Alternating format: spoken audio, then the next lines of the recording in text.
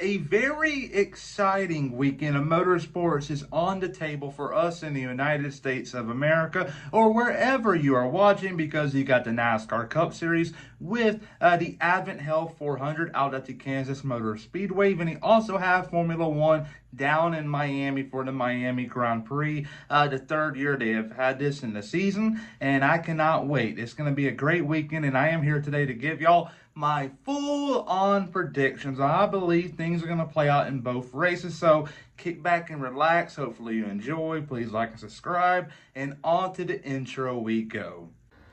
I'm Chase Briscoe, driver number 14 Ford Mustang for Stewart Haas Racing, and you're watching William Blackwell on YouTube.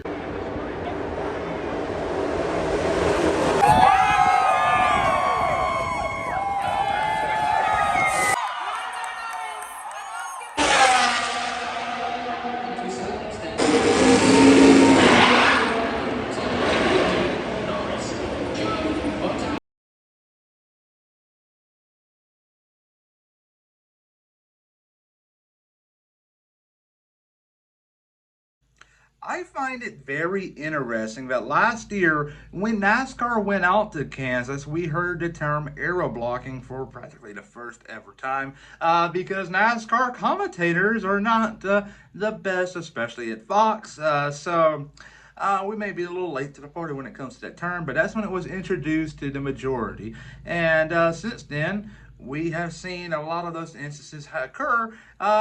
Even this past weekend in Dover, between the two exact drivers from a year ago in Kansas, Denny Hamlin and Kyle Larson.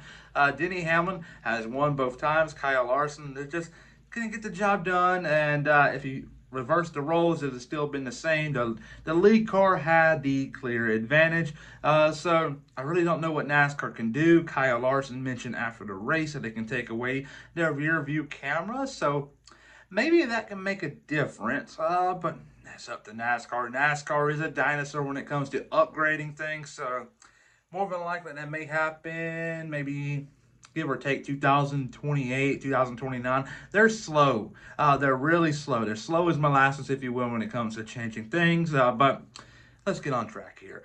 Kansas this weekend, I believe, is a track 2311. Racing has circled on their calendar, especially Bubba Wallace. Bubba Wallace right now is struggling. Had a rough weekend in Dover, and he was taken out pretty much early on in the third stage. It was just an innocent bystander. Zane Smith went up track, and the 23 went down. We saw the 24, the 20 all get involved. Heavy damage for all of them. That ended all their days. But that's what happens when you're racing around the squirrels or the scoobs or the slappies, if you will, in the back. Good things are not going to happen. It's always bad. So Bubba Wallace was put back there by many different mistakes. But I believe, though, he's going to put that weekend in the past. And he's going to be a factor this weekend in Kansas. But he is not in my top three. His teammate Tyler Reddick is. And he's going to be the driver that goes to victory lane this Sunday. He has a win so far this year in Talladega. And that win right there very well may be the most popular win of the 2024 season. Because MJ was there. And his son, Bo, that right there has to be the biggest flex ever. When he gets older, he probably didn't really think too much about it now because he's very young. But when he gets older, though, that's going to be a big-time flex. And we can very well see the same exact thing this Sunday in Kansas, and I believe we will. Denny Hamlin will come home in second place. Hamlin is really good here in Kansas. He won last year. Second place this year. Kyle Larson, third place. And let's talk about Kyle Larson for a moment. Kyle Larson is running the Indianapolis 500 in the month of May. And the week before, you have qualifying for the Indianapolis 500 and the Brickyard. So someone's going to have to fill in the role for practice and qualifying for the All-Star race. A lot of speculation with Dale Earnhardt Jr. And if you thought that, like myself, you were wrong. It is Kevin Harvick. He's going to lead the Fox Sports booth for that given time to get ready for the All-Star race if he's called upon. He's also going to do the practice and qualifying, but if Larson cannot make the All-Star race, it's going to be Harvick. And I believe he can do a heck of a job. I believe he has a chance to go win the thing. You may say, hey, William, you're getting a little ahead of yourself. Well, Kevin Harvick hasn't been out the car not that long at all. And I believe he can hop in it right now and contend for race wins. He was doing it last year in the Stewart Haas car. And the Stewart Haas car last year sucked. So he's with a really good car right now. He has a chance if he's called upon to win the All-Star race. If he's called upon. It's a big if, though. But there you go. There, Daniel Hemrick had a great weekend. His first really top 10 of the year. Yeah, you can say Talladega all you want. Talladega is a super speedway. I really don't want to count them, but they are top 10s. But he did have a good run here in Dover, and I believe the momentum will carry over. Definitely not going to be a top 10, but a top 15 is on the table for this Kaulig team. They had a rough start to the 2024 season, and they're finally starting to land on both of their feet. And when they get running, don't forget these words I'm about to say. He is going to be a factor. He may win a race. He just may, because he's really good at these super speedways and he's really good at the road courses. So anything can happen here. I just want to leave it at that. Keep an eye on Chicago. Big flop is going to be Austin Cindric. Austin Cindric right now is racing for his future, and here's why. Chase Briscoe is with Stewart Haas Racing right now, and they're rumored to be selling charters and also switching manufacturers, but that talk has kind of died down. It's now about his contract situation. We know Josh Berry is a long-term guy with Stewart Haas Racing, and so is Noah Gragson. Ryan Preece is going to be on Indeed this offseason, finding a different job. Things are not working out right now. And Chase Briscoe, I ain't saying that he's doing bad. He's carrying the team right now. So something's going to happen to him, especially if they switch manufacturers. I believe a likely destination could very well be Team Penske, but also I wouldn't count out the Wood brothers or Front Row. But I believe, though, out of all the teams, it's going to be Penske, and the most vulnerable driver will be Austin Cindric. So if he doesn't pick up his game, he may be kicked out to the 21 car. And there you go there. Austin Cindric's going to struggle in Kansas. But now on to Formula One.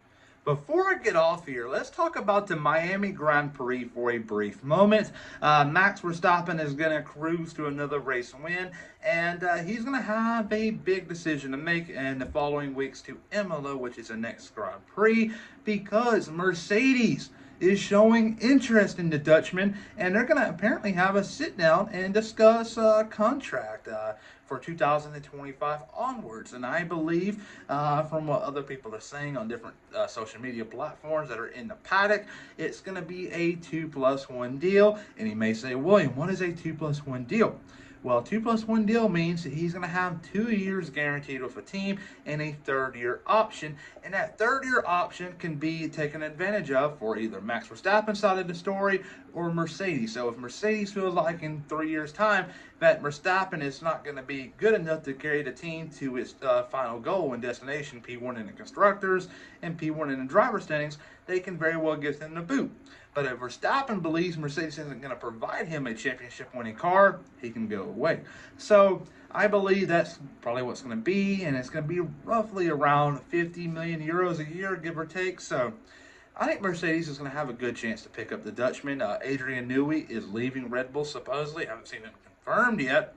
But I believe Aston Martin offered a big deal, and it's going to be hard to say no to. Ferrari, as much as people are hyping it up to be that Ferrari is going to be the destination of Newey, I just don't see it happening. And Mercedes, yeah, that's a pretty good destination to go to, but he got James Allison there, and I just don't see them kicking him out.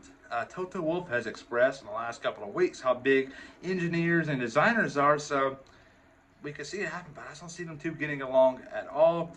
And if it were to happen, James Allison will obviously be a big name to get, but I just very well see Newey going to Aston Martin. He created the Aston Martin Valkyrie, the sports car, if you will. So I believe he's going to take that big offer from Lawrence Stroll and go there. And you're going to have to work with Fernando Alonso, one of the greats, and one of the GOATs, the greatest of all time in all motorsports, Lance Stroll. I mean, that's a lot of sarcasm. That is a brutal driver there. I don't see him going much longer. If it wasn't for his father, he would not be in the seat. I was a big supporter of him going into the Chinese Grand Prix weekend because I believe leading up to it, yeah, he's had his moments. He's owned up to them, his mistakes. But he didn't own up to the one that he made in China, so I'm kind of back up on this one. I just don't like what he did. He blamed the other drivers. He cannot do that. Oscar Piastri and Daniel Ricciardo lit him up in the media pen, if you will, after the race. Nico Hulkenberg stood up for Stroll, but I don't like it at all. Get him back on track, though. Verstappen is going to win this one. I believe he's going to go to Mercedes next year, and knew he's going to go to Aston Martin in 2026, if you will. He's going to have a garden year in 25. But Sergio Perez second, Carlos Sainz third to round out the podium. Carlos Sainz right now has to make a pretty big decision. Does he go to Audi, or does he keep on waiting to see if that Red Bull seat opens up? And very well may. But Lando Norris P4, Charles Leclerc will be in P5.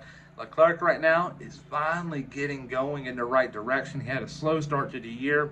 I believe he's going to do really good this weekend. P5 is on the table for him. He'll get it. All right, behind him, you're going to have Fernando Alonso. He was on the podium last year, but since then, in a year's time, Aston Martin has fell off the pace big time. They were contending with Red Bull last year at the start.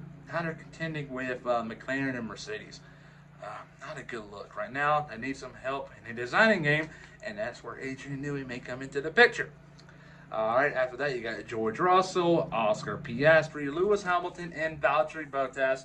And Valtteri Bottas is a very interesting situation.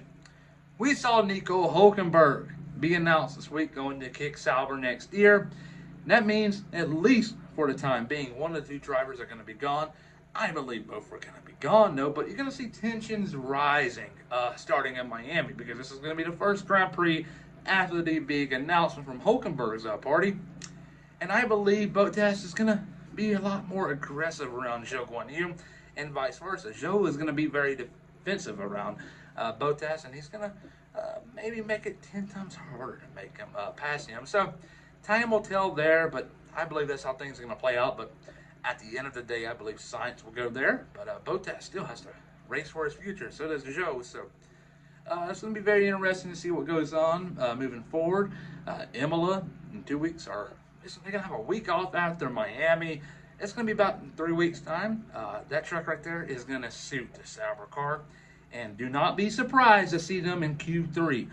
Do not be surprised at all. That truck right there is going to suit them just like Monaco will, Budapest down the line, Singapore. Those tracks right there are going to work for this car. And I believe that's when you're really going to see the tensions rise, because you're going to see them going up in the grid, P5, P6 maybe, at the highest. That's the ceiling, right? Am I right or wrong on the ceiling? But you're going to see them start wrecking into each other and colliding more and more often. You haven't seen it so far, but a few times, but it's going to happen a lot more. So remember that. I said it first. But there you go there. That is your top 10. Those are the drivers getting points. So who knows? Will I be right? Will I be wrong? More than likely wrong. It's hard to get 10 drivers right in their correct position. So hopefully I can become the first. Comment down below what you think. Everybody have a great day. Please like and subscribe.